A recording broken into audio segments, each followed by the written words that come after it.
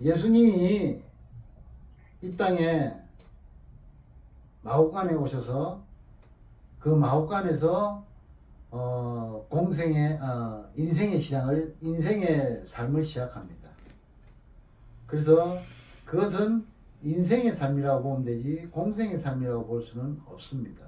왜냐하면은 하나님을 대변하지도 못하고 하나님의 말씀을 전하지도 못하는 그런 사이에 있기 때문에 우리는 그것을 가지고 예수님이 공생이다라고 생각할 수는 없는데, 어떤 좀 믿음이 깊은 분들은 그것까지도 공생이라고 생각하시는 분도 있는데, 그것은 자기 믿음대로 가기 따름입니다. 나타나고 성경에서 말씀하시는 예수님의 공생애는 30세부터 시작됩니다. 그러나 예수님은 하나님의 아들이시기 때문에 그 하나님의 아들이 인생으로 계시지만은 그래도 하나님의 뜻을 아마 완전히 알고 계셨을 거예요. 그러니까 그 길을 따라서 가신 것이죠. 우리가 천국 길을 가기 위한 우리가 예배드리는 것이 어떤 것이 알듯이 예수님은 하나님의 뜻을 알고 있어요. 우리는 길에서 하나님 나라를 가는 길을 알지만은 예수님은 하나님 나라에서 하나님을 찾는 법을 알고 계시는 거예요.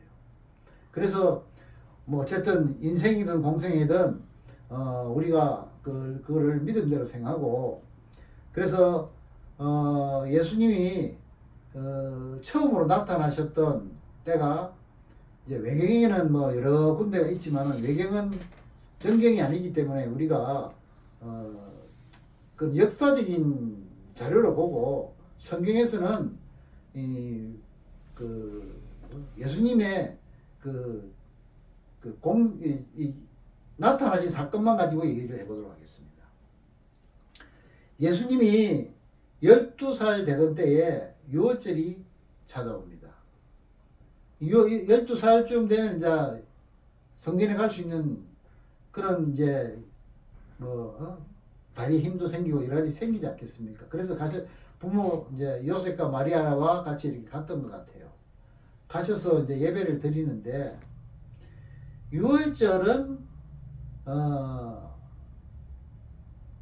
이 이스라엘 백성들 전부가 오늘날 주일과 같이 지키는 그런 예배의 날입니다.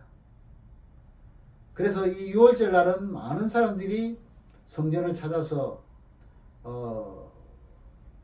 하나님을 예배하는데, 이 유월절 관례에 따라서 예수님은 그 부모들과 함께 성전에 올라가게 됩니다. 성전에 올라가서 이제 랍비들과 이야기를 하는데, 랍비들이 이 예수님이 말씀하시는 걸 보고 놀랍니다. 그래서 이 믿음, 이 지식이 어디서, 이 지혜가 어디서 나는가, 자기 부모한테 배웠는가 싶어서 놀래가지고 너희 부모가 어디 계시냐. 그러니까 예수님께서는 이 성전이 나의 아버지의 집이다 라고 말씀하십니다. 아멘. 그때 이 랍비들이 아마 놀랐을 것입니다. 아니면은 저놈은 미치광이라고 생각했을 것입니다. 그러나 그거는 뭐 잘 모르겠고, 여튼하고 우리가 볼 때는 그 말이 적합하고 타당한 말씀이지 않습니까?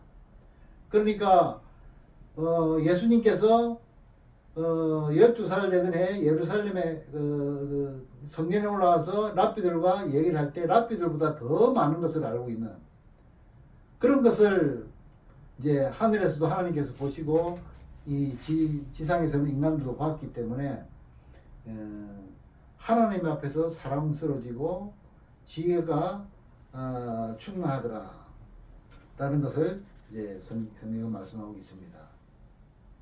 그러나 아직까지 금방 말씀드렸다시피 예수님의 공적 사역의 때가 되지는 않았습니다. 그런데 이 예수님이 이 땅에 오신 목적이 무엇이냐, 그리고 예수님이 왜 오셨느냐, 여기에 대해서 제가 한마디로 한번 진화를 해보았습니다. 자, 우리는 위격으로 성부, 성자, 성령 이 세 위격이 하나의 하나님이십니다. 아멘. 우리는 이 사실을 어떻게 설명할지를 몰라요. 이 하늘의 신비입니다. 어떤 성경학자도 이 신비를 풀어내지 못합니다. 그러니까 우리는 하나님을 아는데 뭐 성경에서 말씀하시는 바 정도는 알겠지만 하나님의 그 어떤 섭리를 잘 몰라요.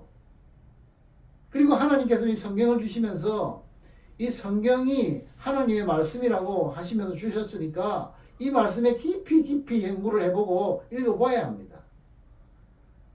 이때 우리가 이 안에서 찾을 수 있는 것이 삼위 하나님은 한 분 하나님이다 아멘. 라는 것을 말씀하고 계시거든요.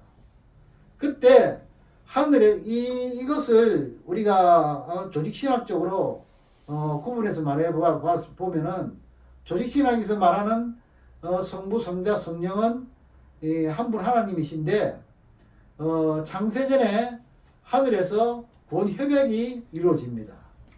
그래서 세 분이 아니죠. 세 위격 간에 이제 서로 이렇게 협약을 맺으십니다. 그래서 어떻게 협약을 맺으시냐? 참 이게 신비롭지 않습니까? 이런데 삼위께서 결정하시기를 하나님은 천지를 창조하시고 영광을 받으시는 그런 위격의 소유를 말씀하시고, 그 다음에 성자는 인간이 타락했을 때 세상에 가서 인간을 구원하시는 그 구원하시고 하나님의 진노로부터 인간을 보호하시는 그 위격으로 그렇게 협약을 하시고, 성령 하나님은 이 성부 하나님과 성자 하나님이 하신 일들이 믿음으로 마음에 새기게 하시는 일에 그 성령 하나님이 그 협약을 하시거든요. 결국 예수님은 이 땅에 보내시기로 작정되신 자이십니다. 아멘. 그래서 예수님이 이 땅에 오셔서 인류를 구원하시기 위한 단계를 밟는 그 자체가 삼위 하나님의 구원의 협약이었던 것입니다. 이것이 조직신학적으로 말하는 삼위 하나님의 그 본질인데, 여러분 이렇게 말하니까 세 분 같기도 하고 위격이라니까 뭐 말도 안 되는 것 같고 그렇지요. 그렇지만 이것은 성경에서 말하고 계시는 하나님의 뜻입니다. 그러니까 여러분들은 이 말씀에 동조해야 오늘 말씀을 이해할 수 있는 것입니다. 그래서 예수님께서 이 땅에 오십니다. 그러니까 마리아와 요셉이 결혼했지만 그 둘이는 이 인간이 말하는 인간에서 행해지는 그 행위를 하지 않고 그 행위를 하기 전에 마리아 안에 성령님께서 씨를 넣으십니다. 왜? 아담의 씨는 부패했습니다. 타락했습니다. 아담의 타락으로 인하여 지금 예수님이 오셨기 때문에 아담의 씨로는 우리가 인간의 구원을 받을 수가 없습니다. 그러니까 성령의 씨로 받아야 되는 거예요. 그래서 성령의 씨가 이제 마리아의 밭에 뿌려지고, 그래서 마리아가 아기 예수를 이렇게 낳아서 복음을 전하는 것입니다. 그래서 성경에서 말하기를 씨 뿌리는 비유를 말씀하고 계시는데, 이 씨 뿌리는 비유에 씨도 물론 중요하지만은 밭이 중요한 것이에요. 왜 밭이 중요합니까? 씨를 아무리 뿌려도 밭이 싹을 내지 않으면 그만 아닙니까? 그래서 예수님 비유에 이런 비유로 인해서 비유하셨는지 뭐 어떻는지는 잘 모르겠습니다만은 제가 생각해 볼 때는 또 이런 말씀도 생각할 수 있는 것 같아요. 밭이 좋아야 30배, 60배, 100배 열매를 맺고, 여러분 이스라엘 토양에서는 나무가 자라지 못합니다. 밭이 좋지 않기 때문에. 그러나 좋은 밭에는 나무가 자랍니다. 그래서 새도 깃들고 뭐 그런다고 이제 성경을 말씀하고 계시는데, 마리아의 태를 예수님 하나님께서 뭐라고 하십니까? 여인 중에서 제일 복된 태며 제일 정결하다고 하지 않습니까?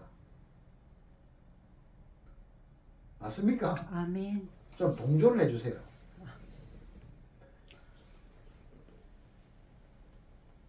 그래서 이 마리아를 이렇게 택하시는데 사실 마리아 자체가 무슨 그렇게 자기가 청결하고 뭐 어떻겠습니까? 이거 마저도 다 하나님의 은혜예요. 아멘. 여러분이 지금 예배드리고 있는 이것도 하나님의 은혜이듯이 아멘. 여러분이 좋은 밭이기 때문에 예배를 드리는 것이 아니라 여러분을 좋은 밭으로 만드신 하나님의 은혜 때문에 여러분들이 좋은 밭이 되는 것입니다. 아멘. 그러니까 이곳에 와서 예배, 말씀을 들을 때 어떤 자는 30배의 열매를 맺을 것이며 어떤 자는 60배의 열매를 맺을 것이며 어떤 자는 100배의 열매를 맺을 것입니다. 오늘 말씀을 듣고 나갈 때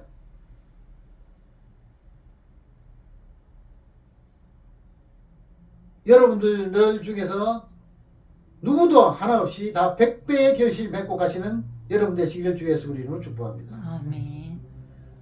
여러분들은 밭입니다. 예수님의 말씀을 받아들이는 밭입니다. 아무리 성령님이 내가 너희들 같아 너희들 마음에 들어가서 좋은 밭을 기경하여 좋은 열매를 맺을 것이라고 하셔도 밭이 받아들이지 않으면 안 되는 거예요. 그래서 하나님께서는 이 마리아를 좋은 밭으로 만드십니다. 좋은 밭으로 만든 그 위에 예수님이 나게 하시거든요. 여러분, 아담이 범죄를 하였습니까? 안 했습니까? 불순종하였지요. 하나님과 아담과의 관계는 어떤 관계였습니까? 언약의 관계였어요. 언약의 관계. 그러나 이 언약의 관계를 아담이 저버리게 되지 않습니까? 그러니까는 하나님은 한번 말씀하신 거를 한 번도 폐하신 적이 없어요. 성경 창세기부터 계시록까지 이 66권의 성경의 전체를 보면은 하나님이 한번 말씀하시면 그 발을 한 번도 자기 말씀을 이렇게 이루지 않는 바가 없습니다. 결국 아담이 범죄를 함으로 말미암아서 하나님은 행위의 언약, 즉 순종의 언약을 인간에게 원하시는데 아담이 범죄해가지고 아담이 범죄한 씨 안에는 전부 다 죄책의 씨가 들어있어요. 죄악의 씨가 들어있어요. 그 죄책의 결과입니다. 그러니까 인간으로서는 하나님의 구원의 행위에 하나님의 그 행위의 언약에 이렇게 도달할 수가 없는 것입니다. 그래서 하나님께서는 마리아의 태에 예수님을 나게 하시고 마리아에게서 난 예수님은 좋은 밭에서 나신 산물이라고 하기에는 참 하나님을 산물이라고 하면 안 되지만 여하튼 인간의 표현을 할 수 없기 때문에 여하튼 산물이라고 해보겠습니다. 그 산물로서 우리의 구원을 이루시기 위해서는 그 예수님은 하나님이 굽히지 않으시는 그 언약의 단계를 이뤄야 되는 것입니다. 그래서 예수님은 행위의 언약의 이 완성자가 되셔야 되는 것이거든요. 그래서 우리는 그것을 믿음이라고 합니다. 그 예수님이 행위의 당사자가 되어서 하나님의 뜻을 이뤘다는 것을 믿는 그 믿음이 우리를 살린다는 것을 알아야 합니다. 아멘. 왜냐? 행위의 언약에 우리가 동참하는 것이기 때문입니다. 행위가 아니니 어쩌니 그러는데 물론 우리 행위로서는 하나님 앞에 도달할 수 없습니다. 그러나 예수님은 행위의 언약에 완전하게 하나님 앞에 순종하였기 때문에 우리는 그 순종한 예수님을 믿는 믿음으로 말미암아 행위의 동참자가 되는 것입니다. 아멘. 결국 그래서 우리가 행위를 온전하게 이루는 하나님의 은혜에 따라서 예수님의 은혜에 따라서 우리도 구원을 받게 되는 것이거든요. 여러분은 예수님을 주로 고백하십니까? 안 하십니까? 합니다. 예수님을 구주로 고백하십니까? 아멘. 진실로 고백하십니까? 아멘. 그러면 여러분은 행위의 언약의 동참자가 되는 것입니다. 그것이 믿음인 것이에요. 아브라함의 믿음을 하나님께서는 칭찬하십니다. 그 아브라함에서 모세로 다윗으로, 그래서 그 다윗의 씨로 나오신 분이 예수 그리스도. 결국 아브라함을 믿음이 누구를 믿음입니까? 예수 그리스도 아니십니까? 아멘. 금방 말씀을 드렸는데도 예수님 아니십니까? 예수님을 믿는 믿음이 여러분을 살리는 것이에요. 그러니까는 예수를 믿는 자체는 하나님의 뜻에 온전히 순종한다는 것이거든요. 그런데 우리는 사실 온전하지 못하지 않습니까? 그래서 우리는 성화되어 가야 되는 거예요. 아멘. 우리는 소명을 받았습니다. 그래서 중생되었습니다. 그래서 회심 회개했습니다. 그래서 하나님의 양자로 불림을 받았습니다. 그래서 수양아들이 되었지 않습니까? 그래서 성화되어야 됩니다. 하나님의 사람 아들로서 하나님을 닮아가는 성화된 자가 되어야 하나님의 아들이지. 하나님을 닮아가지 못하면 하나님의 아들이 되지 않지 않습니까? 예수님이 하나님의 아들로서 하나님의 장성한 분량까지 자라갔듯이 우리도 예수님의 장성한 분량까지 자라가야 되지 않겠습니까? 아멘. 이것이 하나님의 뜻이에요. 그 뜻을 이루시기 위해 오신 분이 예수 그리스도시고. 그래서 우리가 이 세상을 살면서 견인되고 영화롭게 되어서 하나님 나라에서 영화로운 자들만 하나님을 예배하며 살아가는 것입니다. 아멘. 이까지 성경에 기록된 것이거든요. 이 이상은 우리가 몰라요. 이래서 예수님의 제자들이 하나님 나라는 어떤 것입니까?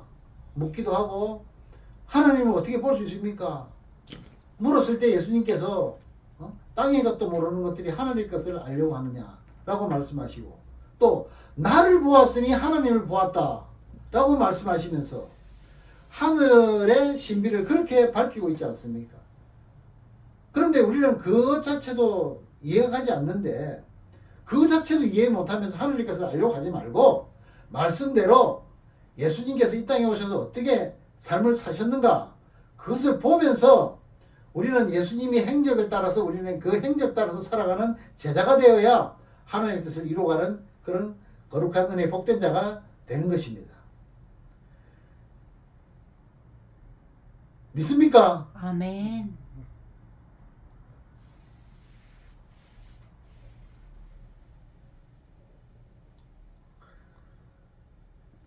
예수님은 30살에 공생애를 시작하도록 성경 전체를 보았을 때 하늘에 삼위 하나님께서 구원 협약이 있었던 것 같아요. 그 30세에 공생애를 시작해야 되는데 30개월 전인 그 수전자 아니고 무슨 절입니까?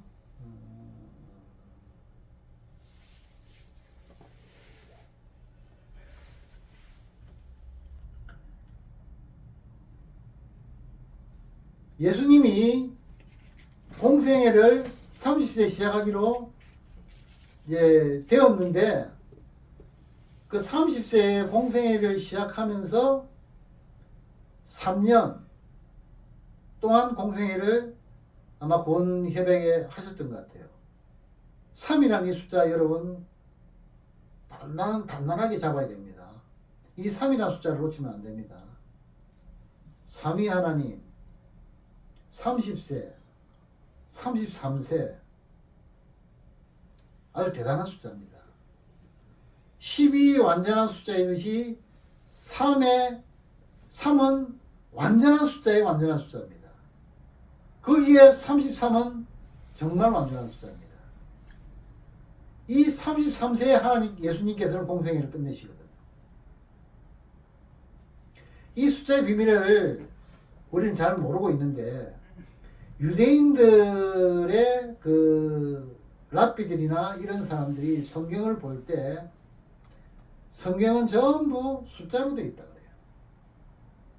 특히나 시편은 전부 숫자로 되어 있습니다. 하나님은 이 성경을 전부 숫자로 쓰셨어요.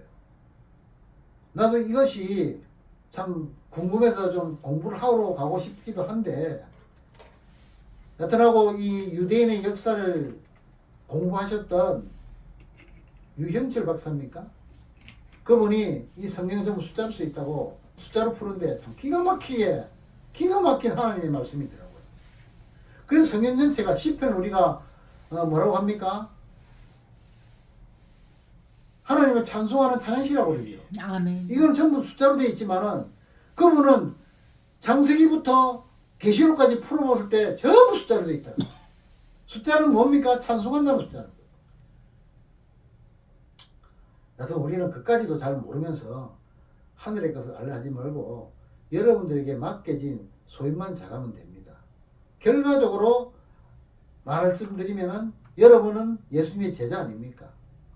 그러면 예수님께서 하늘로 가시면서 제자들에게 부탁하신 말씀이 무엇입니까? 너희는 예루살렘과 온 유대와 사마리아와 땅끝까지 복음을 전하라. 아멘. 이것이 예수님의 지상명령. 이 땅 짓자 아닙니다. 거룩할 짓자입니다. 거룩한 명령을 지키라고 하지 않습니까? 그러시면서 공생애 동안에 예수님께서 무수한 기적들을 행하십니다. 행하셔서 병자도 고치고 말씀을 선포하셔서 하나님의 뜻을 세상에 펼치기도 하시는데, 자, 여기에 대해서 좀 알아보도록 하겠습니다. 예수님이 공생애를 시작하시는 곳이 갈릴리 지역이거든요. 갈릴리 지역에서 그 공생애를 시작하신 이유가 있습니다. 거기서 제자를 부르신 이유도 있고요.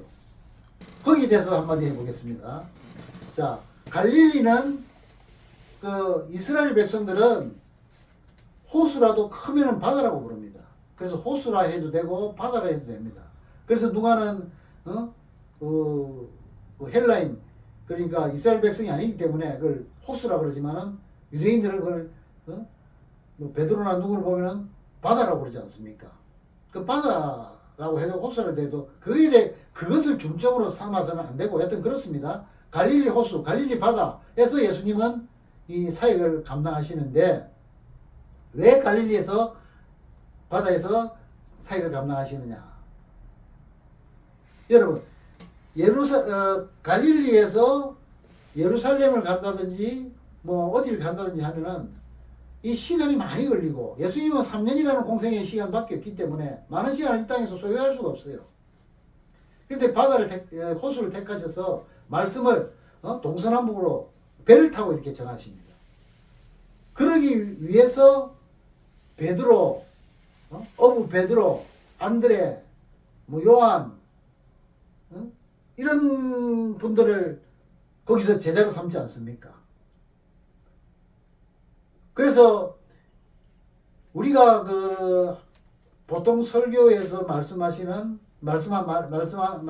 목사들의 말들을 보면은 베드로를 무식했다, 뭐 돈이 없는 거지였다 이러는데, 사실 성경을 역사적으로 보면은, 지리적으로 보면은 세베대의 아들 야고보, 베드로는 아들은 아니지만은 이 손주라는 것은, 배를 가지고 있다는 말은 오늘날로 치면 큰 건물을 가지고 있다는 것 같아요. 아주 부자라는 소리입니다. 부자들이니까 많이 배웠을 것 아닙니까? 그래서 베드로 전후서도 베드로가 썼다는 것이 맞다고 생각하는 것입니다.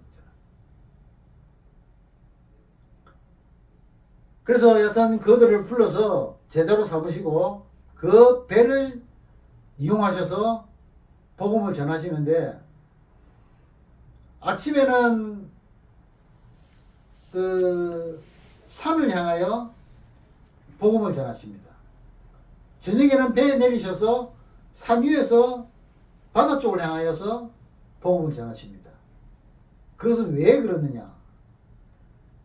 이 갈릴리 지역은 바람이 아침에는 바다에서 산으로 붑니다.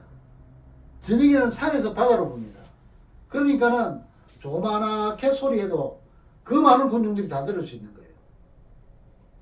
그것을 이용해서 말씀하신 것이 오병이어의 기적이 있었던 그런 사건들의 말씀이나 그런 여러 가지 사건이 있거든요. 여러분, 오병이어의 기적은 누구를 위하여 베푸신 기적인 줄 아십니까?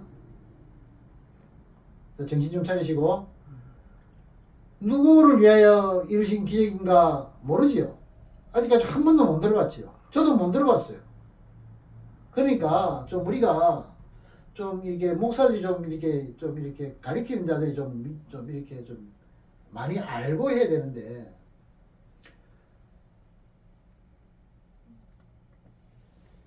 내가 무슨 말하는지 말했습니까? 오병이의 기적.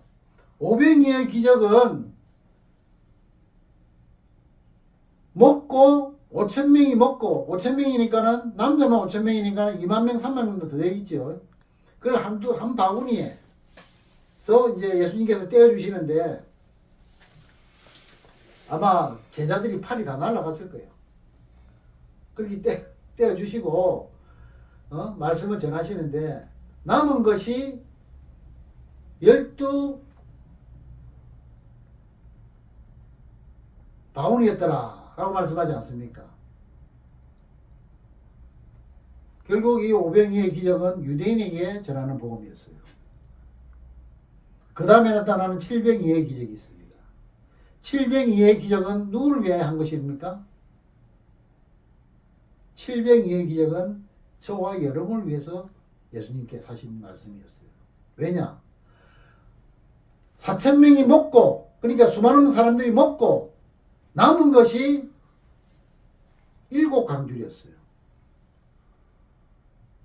남은 것이 7강줄이었어요. 그러면은 12 바구니가 남은 것이 많습니까? 7강줄이가 남은 것이 많습니까? 12강줄이. 12바구니가 많다고, 12바구니, 7강줄이, 이걸 정확하게 기억하세요. 아, 강줄이가 많네요. 바구니는 요만합니다. 광줄이는 왜 클 것을 알 수 있냐면은 사도 바울이 유대인에게 잡혀 죽기 직전에 성에서 내릴 때 그 광주리를 타고 내려왔어요. 그러니까 이것은 그러니까 우리에게 전하는 소식인데, 유대인들은 12, 우리말로 치면 속구리죠. 말하기 힘듭니다. 막 경상도 말로 속구리라 그러니까 12속구리를 남겼어요. 그것은 숫자가 그렇게 많지 않습니다. 속구리 숫자만 많지. 그러나 광주리는 많은 양을 담을 수 있어요. 여러분, 오늘날 유대인들이 복음에 동참한 자들이 많습니까? 이방인들이 또 복음에 동참한 자들이 많습니까? 이방인들이죠. 이런 것을 보면서 우리는 잘 알아야 됩니다. 예수님이 이런 것을 기적으로 보이시면서도 이런 것을 통해서 말씀하시는 거예요.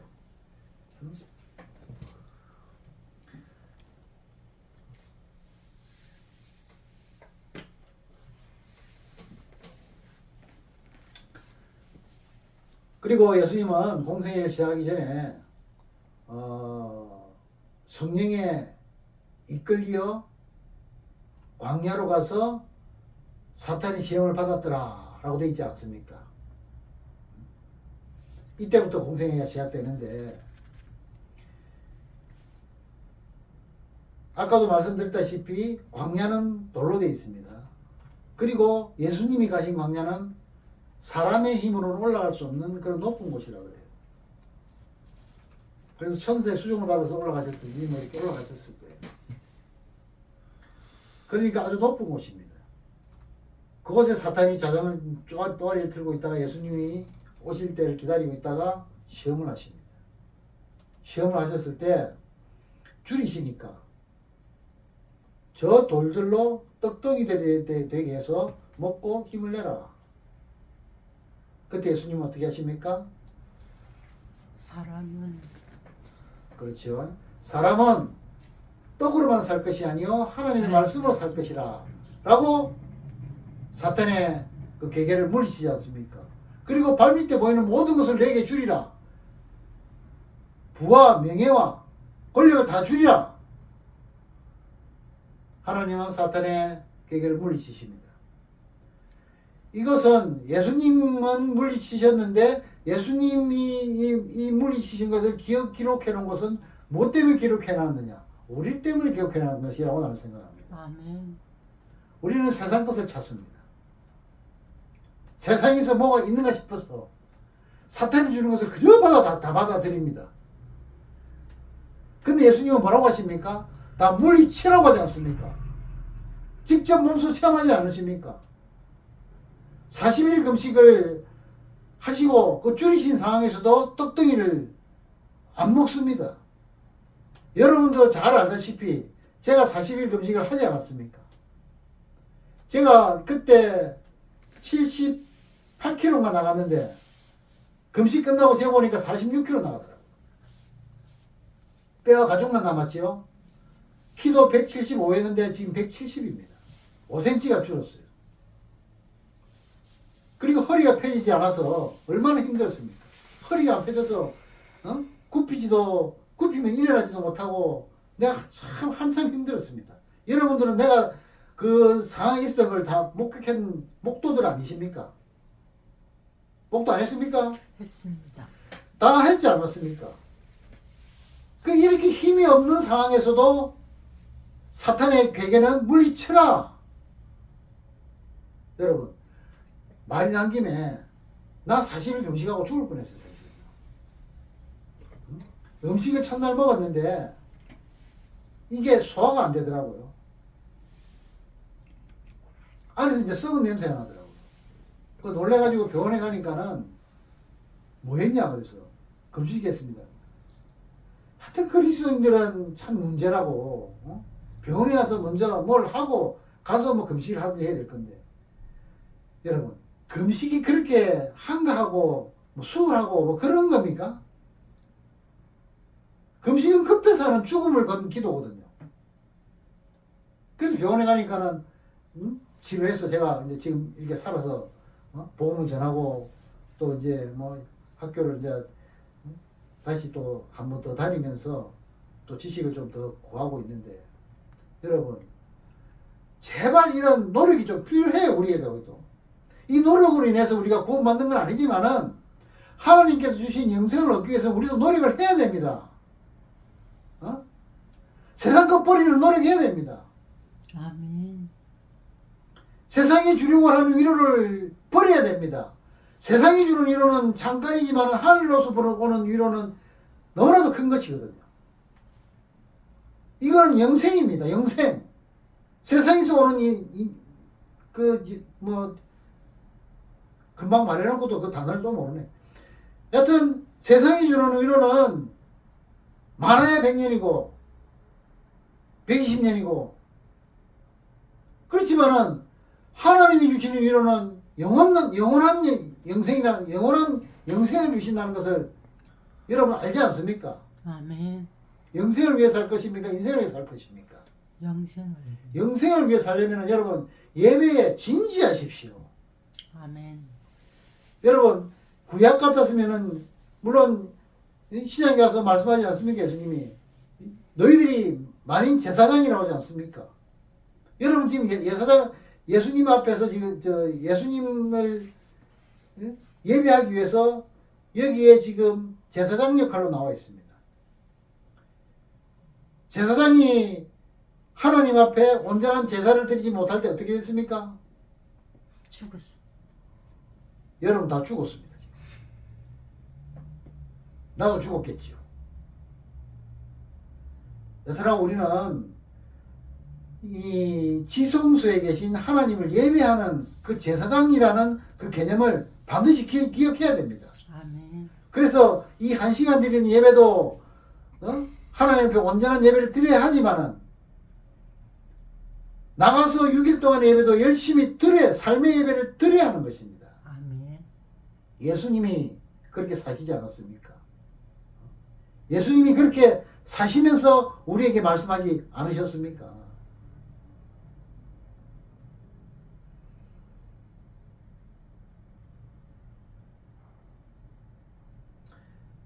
여러분,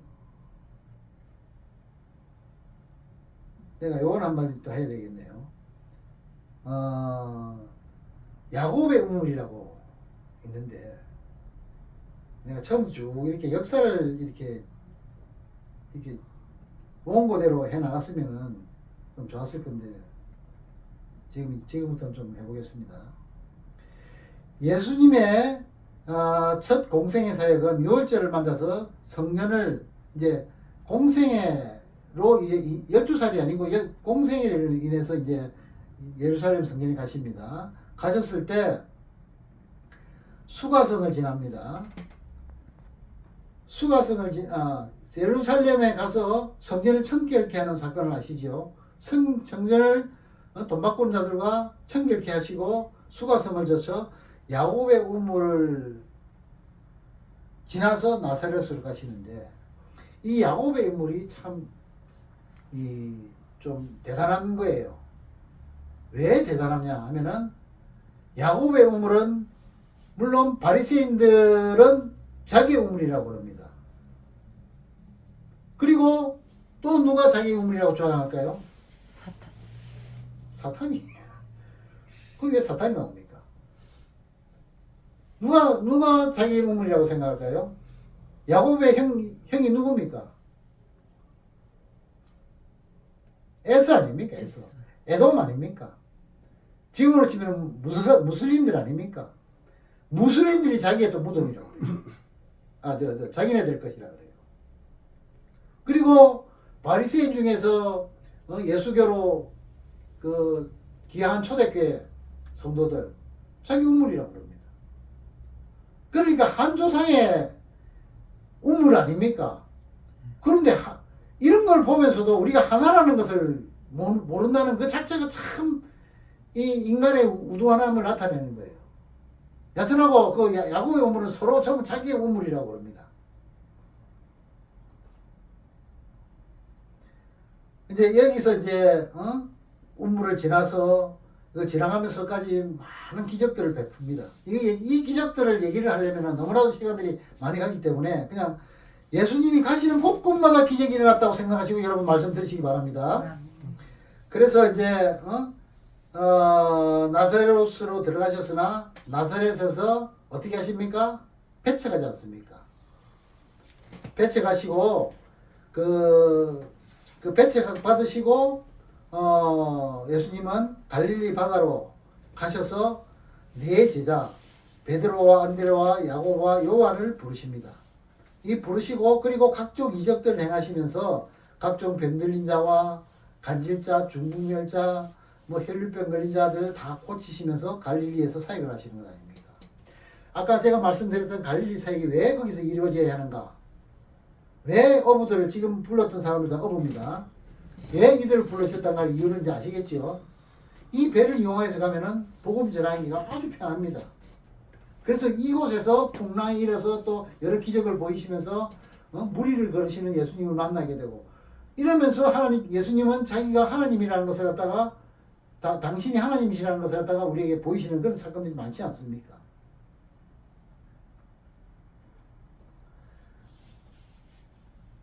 그리고 이곳에서 예수님은 니고데모를 만나 중생에 대해서 말씀하지 않습니까? 거듭난다. 이때는 거듭난다는 자체를 몰랐어요. 그래서 니고데모가 중생이라 말하니까 그러면 엄마 모태로 들어갔다가 다시 나와야 그게 중생입니까? 물론 인생으로 보면 그렇겠죠. 그런데 그렇게 될 수가 있습니까? 그래서 예수님께서 중생은 뭐냐라고 말씀하시는데 오늘날 기독교 신자들은 중생 하면 바로 알아듣지요. 못 알아듣습니까? 중생이 뭡니까? 변하는 거. 다시 태어나는 것 아닙니다. 다시 태어나는 거. 모태로부터 태어나는 것이 아니고 성령의 씨로부터 태어난다는 것 아닙니까? 아멘. 그렇게 되는 것입니다. 그래서 예수님께서는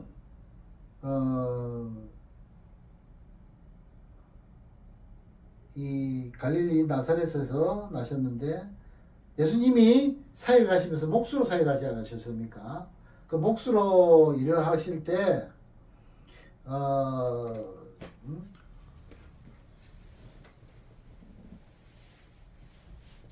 그 갈릴리 바다는 그 갈릴리 바다에서 이렇게 내려가는 물이 이 요단강입니다. 그 요단강 밑에는 사해가 있죠. 그 사해가 있고 이곳에서 예수님께서 일을 하시는데 그 수도가 어디냐 하면은 세포리스라고 합니다.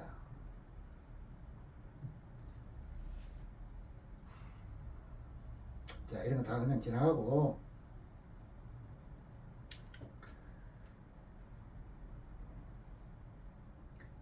유월절, 오순절, 초막절, 절기를 예수님은 지키시고 수련절을 지키시며 이 모든 절기를 완전하게 하십니다. 아멘. 이 절기의 하나의 절기를 주일 중심으로 지킬 것을 말씀하신 것을 우리는 볼 수 있습니다. 예수님은 유월절 지키라 하십니까? 수련절 지키라 하십니까? 이 절기를 지키는 것을 뜻에서 부정적으로 말씀하십니다. 왜? 이런 절기를 지키다 보면 예수님 중심이 안 되기 때문에 우리는 교회 중심으로 예배를 드려야 되는 것입니다. 주일 중심으로 예배를 드려야 하는 것입니다. 그리고 이 절기를 지키는 그것에 대해서 말씀하시고 이제 실로암에 가셔서 병자를 고치시는데 이 병자를 고치시는 걸 헤세드라고 합니다. 헤세드. 자기를 헤세드에 대한 의미가 자기를 이렇게 죽이시면서 이 다른 사람을 살리는 거. 헤세드의 의미가 참 상당히 깊습니다. 그래서 여튼하고 예수님이 헤세드이십니다. 이 성경도 헤세드가 되고 하나님도 헤세드가 되고 여튼하고 다음에 이 헤세드에 대해서 한번 내가 설명해야 될 것인데 헤세드의 은혜로 이제 이 병자가 고침을 받습니다. 그리고 헤세드의 은혜는 지금 말했다시피 전부 다 그게 헤세드의 은혜예요. 이스라엘 백성을 하나님께서 강권적으로 광야에서 살리신 그것도 헤세드의 은혜예요. 헤세드의 은혜. 그래서 이제 그 이후로 안식일 논쟁이 벌어지면서 안식일 날 예수님께서 밀보리밭을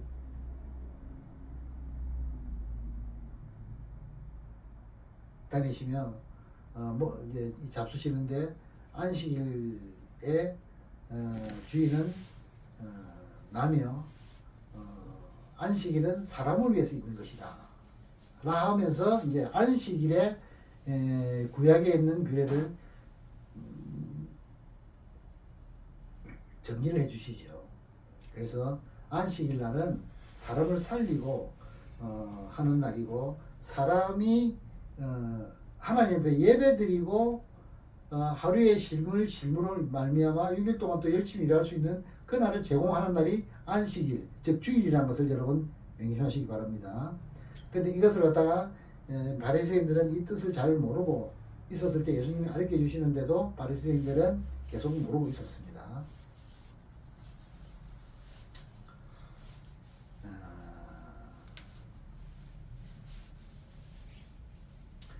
그리고 이제 3년차 사역을 시작하시면서 아까 말했다시피 오병이의 기적과 칠병이의 기적과 물 위를 걸으시는 기적과 그리고 표적을 구하는 자에게 요나의 표적밖에 보일 것이 없다. 그리고 또 베드로의 신앙 고백을 받으시며 그 신앙 고백에 교회를 세우시겠다 하는 그런 것들을 이제 3차 사역에 말씀하십니다. 그러면서 이제 벳세대로 가셔서 중풍병자를 고치시고 가이사라 빌립보로 가십니다. 이곳에서 반세겔의 이유를 말씀하십니다. 성경에 있는 여러분 반세겔의 이유를 아십니까? 이 반세겔의 이유는 이 반세겔이란 것은 생명을 말하는 거예요. 생명. 좀 이따 말씀드리려고. 그리고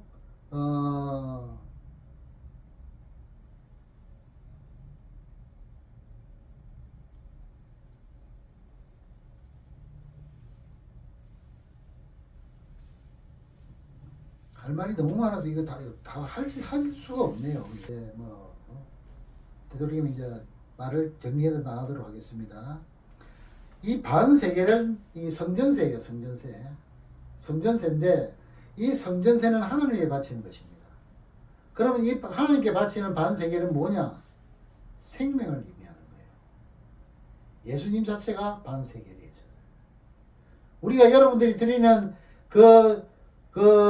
뭡니까? 헌금이 반세계에 여러분들이 가지고 있는 물질을 갖다가 드린다는 것이 무엇입니까? 나의 생명을 드린다는 것 같지 않습니까? 이것들이 반세계를 의미하는 것입니다. 그리고 이제 끝내겠습니다.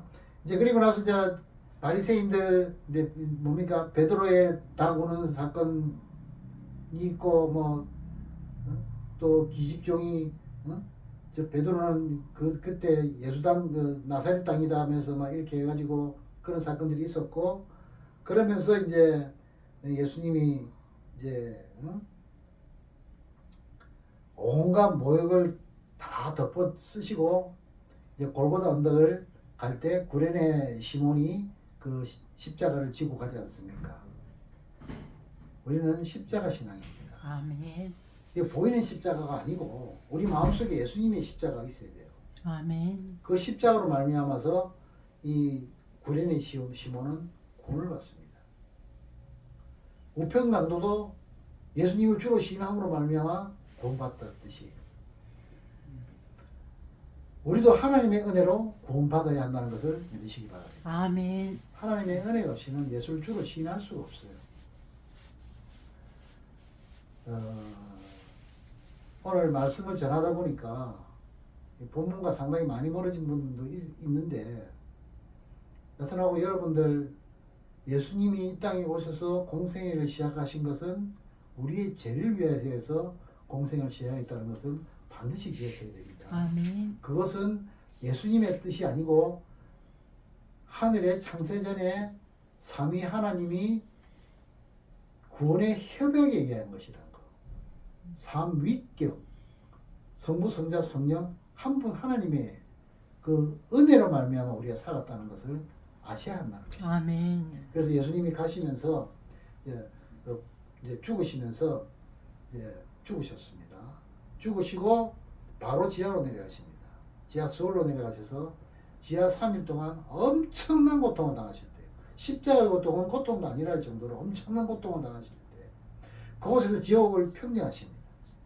그리고 지옥에서 나오셔서 부활하십니다. 아멘. 부활체로 하늘에 가시면서 아까 내가 말했듯이 제자들에게 내가 가면 가는 곳으로 끝이 아니라 나는 나 혼자서 일하지만은 내가 가면 성령을 보내리라. 그래서 마가다락방에 성령이 임하시면서 많은 사람들이 성령 세례를 받고 예수를 주로 신뢰하지 않습니까? 아멘. 그리고 생명 바쳐서 복음을 전하지 않습니까? 그래서 예수님의 명령인 예루살렘과 온 유대와 사마리아 땅끝까지 복음을 전하는데 자기 목숨 다 바치지 않습니까? 결국 그 복음이 도마로 인해서 인도가 들어가고 빌립으로 인해서 구레네로 들어가고 바울로 인해서 유럽으로 갔다가 우리나라까지 오지 않습니까? 그럼 우리는 어떻게 됩니까? 우리도 그들이 했던 구원 사역을 우리도 해야 하지 않겠습니까? 그것을 하기 위해서 우리는 예배를 드리고 나가면은 복음을 전하고 하나님의 말씀을 전하는 복음의 사자로 서는 것 아니겠습니까? 아멘. 그것이 하나님의 뜻이, 예수님이 이 땅에 오신 뜻이고, 그리고 가시면서 보내신 성령을 우리는 받지 않았습니까? 우리가 영적 이스라엘 아닙니까? 아멘. 이 말 하지 말라고 하시는 분들이 있던데, 우리는 물론 좀 틀린 소리일 수도 있겠지만은 우리는 이스라엘이라기보다는 우리는 하나님의 약속을 부여받은 사람들이라는 것을 우리는 명심해야 합니다. 아멘. 그래서 우리는 예수님 하나님이십니다. 제가 예수님 했다 하나님 했다 헷갈리게 말하지만은 여러분은 잘 알아두시기 바라겠습니다. 하나님의 뜻인 예수님이 말씀하신 바를 우리는 이루어가는 것이, 그것을 우리의 믿음을 지키는 것이고, 우리의 믿음이 선하다는 것을 세상에 전파하는 것입니다. 아멘. 그것이 하나님의 뜻이고, 여러분은 이 사실을 알고, 오늘 말이 좀 장황했지만은 여러분들 삶에 적용되는 부분을 있다면은 적용을 시키고, 그리고 제가 반드시 하고 싶은 말은, 여러분은 예수님의 제자로서 항상 성경을 읽을 때 여러분 제자로서